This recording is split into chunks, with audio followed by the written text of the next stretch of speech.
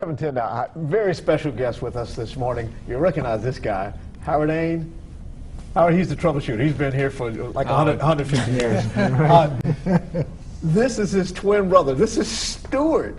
Then you know how twins work out, they're brothers. And then this is Stewart's lovely wife, Meryl. And they're all here to talk about a book that you two have primarily written, but it's got some information in it about you as well. There's a little picture of me, too. Okay, and it's called the Living Memories Project. Tell us a little bit about what this book does.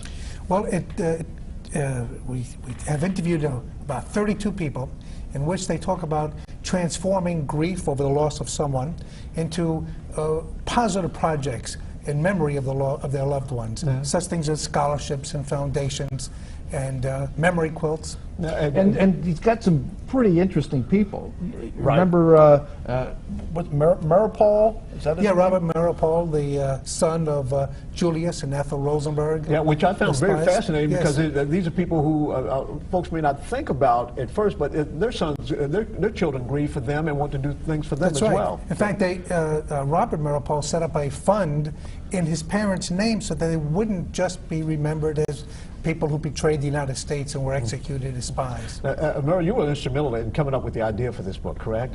Tell us how that came about. Well, I lost both my parents within a very short time, and my mother was my best friend, my advisor, my confidant, and I was really trying to crawl out of my grief, and I was having a lot of difficulty with it, and I looked for a book that would be uplifting and optimistic, and I couldn't find one.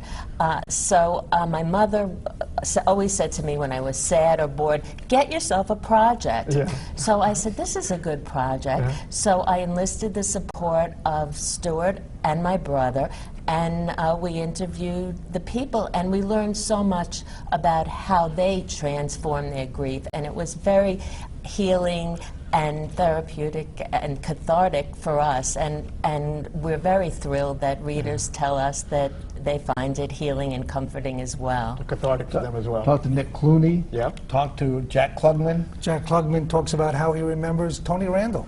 Oh, okay. Right, so it's not necessarily a family member, a blood relative. Right, exactly. And then the granddaughter of Babe Ruth talked about the little-known aspect of Babe Ruth, how he was humanitarian. Yeah. And in 1942, in December 42, he was one of the German Americans to sign a full-page ad that ran in 10 newspapers decrying the Nazi treatment of the Jews. Okay, find a picture for me, because it also incorporates what you guys as well. Right. Now, this is a picture.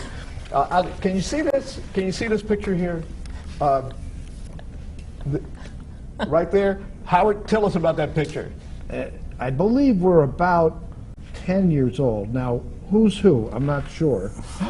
Is that Stewart there, and then that's me, and that's my sister, Roberta. That's all right. And, and parents and grandparents. Can you tell? Yeah. And there's a story about them as well. And that's all in the book. And we're going to talk about that a little bit later, because the Ains, all three of them, along with Nick Clooney, will sign and talk about the book tomorrow night at Joseph Beck Booksellers in Norwood. And then the Ains will be doing a signing at the Booksellers on Fountain Square on Thursday at noon. You guys are some of my favorites. I'm so glad I got a chance to talk to you myself. Thank you for coming in. Thank you. I even took a picture. So, Howard has an identical twin. All right, Sheila.